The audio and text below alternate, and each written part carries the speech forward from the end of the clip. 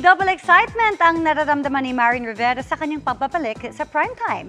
Tila hindi lang kasi pang TV ang plano para sa series niyang My Guardian Alien. Makichika kay Katatibayan.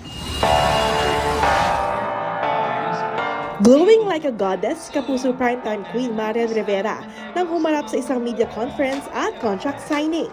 Bukod sa ilang tried and tested beauty regimen, ang secret ni Marian, maging beautiful inside and out. Lahat nga pwede, wag lang susobra. Ang mahalaga sa lahat ay yung health talaga.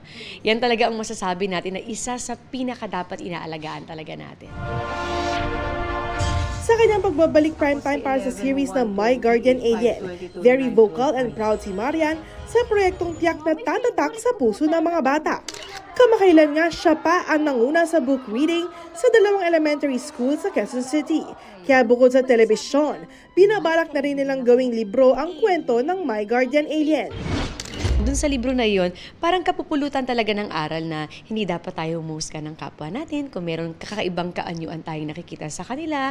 Instead, bakit hindi natin parang hintahin na ipakilala nila yung sarili nila? Malay mo, akala mo, kakajudge mo, yung pala yung mas magiging best friend mo. So matuto tayong wag maghusga ng kapwa natin at bigyan natin ng chance sa mga taong medyo may kakaibang kaanyuan na hindi dapat natin pinagtatawanan at binibigyan natin ng puwang sa mga puso natin na mas mahalin natin sila. Ikinuwento rin ni Marian kung sino-sino ang mga certified makulit sa set ng My Guardian Alien.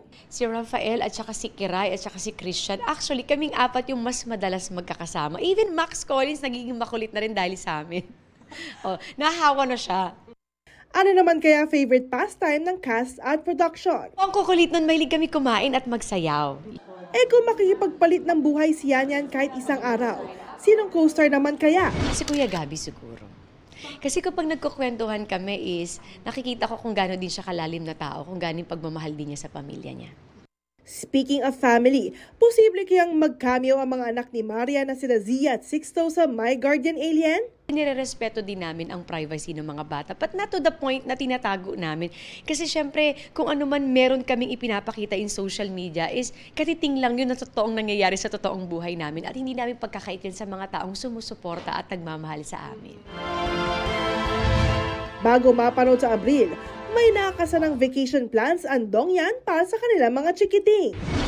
Nung December, hindi kami nakapasyal ng mga bata dahil sa movie namin at naging busy kami sa pagpopromote at pag-iikot sa sinihan. So sabi namin, bawi kami sa mga kids this time. Katatibayan updated sa showbiz. Happenings.